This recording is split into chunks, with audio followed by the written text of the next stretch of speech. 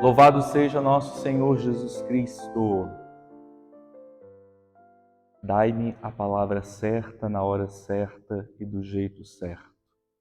Esse é o nosso pedido sempre ao Senhor, em cada novo dia, para que a sua palavra ilumine o nosso coração e inspire as nossas decisões para que elas sejam cada vez mais conformes o querer de Deus. Se realizamos a vontade de Deus, realizamos aquilo que realmente nos constrói, aquilo que realmente nos torna capazes de viver na comunhão com Deus e com os irmãos e irmãs.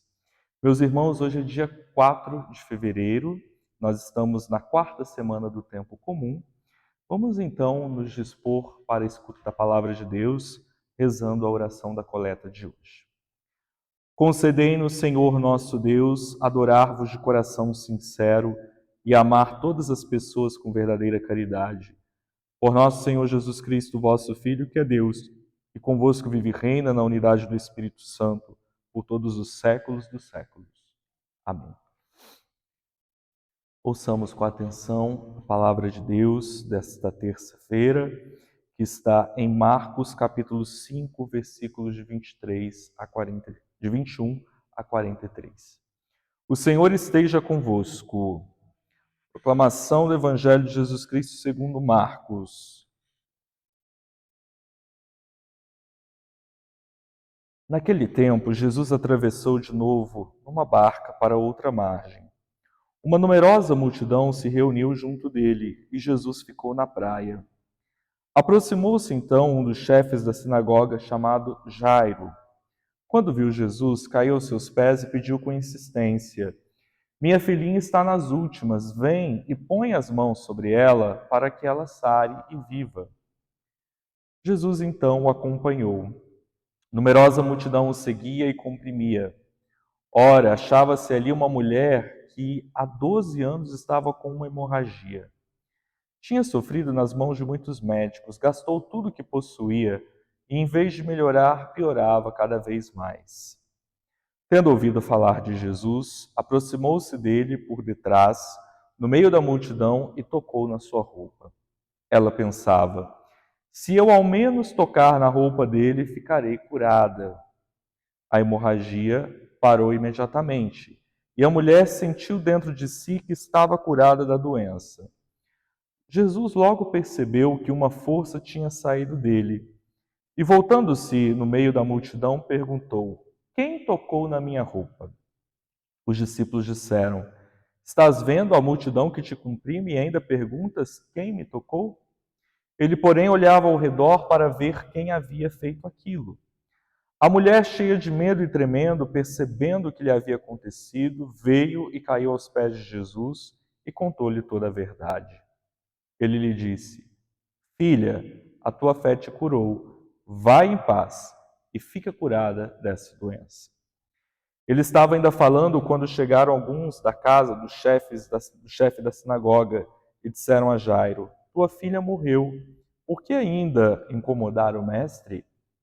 Jesus ouviu a notícia e disse ao chefe da sinagoga: Não tenhas medo, basta ter fé. E não deixou que ninguém o acompanhasse, a não ser Pedro, Tiago e seu irmão João. Quando chegaram à casa do chefe da sinagoga, Jesus viu a confusão e como estavam chorando e gritando. Então ele entrou e disse: Por que essa confusão e esse choro? A criança não morreu, mas está dormindo. Começaram então a caçoar dele. Mas ele mandou que todos saíssem, menos o pai e a mãe da menina e os 3 discípulos que o acompanhavam. Depois entraram no quarto onde estava a criança. Jesus pegou na mão da menina e disse: Talita cum, que quer dizer: Menina, levanta-te. Ela levantou-se imediatamente e começou a andar, pois tinha 12 anos.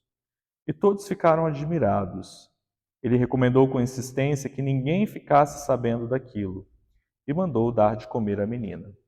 Palavra da salvação. Glória a vós, Senhor.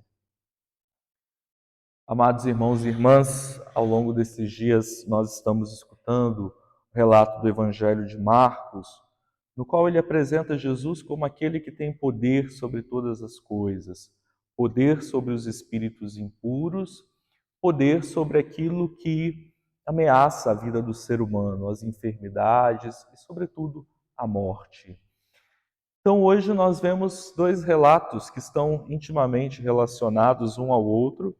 Primeiro, o fato desse chefe da sinagoga que vai então até Jesus. Primeiramente, nós vemos Jesus que, então, instado pelo chefe da sinagoga, pede que Jesus recupere a sua filha, que está gravemente enferma. E enquanto Jesus se dirige à casa desse oficial, então aparece essa mulher, né, que sofria há 12 anos de uma hemorragia, que já tinha sofrido, passado na mão de muitos médicos, gasto tudo aquilo que possuía sem obter cura alguma. E ela então pensa, talvez vendo em Jesus a última alternativa, a última chance de ver reabilitada, ela então pensa, se eu ao menos tocar em Jesus, eu ficarei curada. E é exatamente esse o movimento dela. Ela toca em Jesus e Jesus então sente que uma força saiu de si. Então a gente vê a profunda sensibilidade de Jesus, né? Ele estava no meio de um monte de pessoas, todas meio que tocando Jesus, mas só aquela mulher toca Jesus com fé. E esse toque da fé não passa despercebido a Jesus. E ele diz: quem me tocou?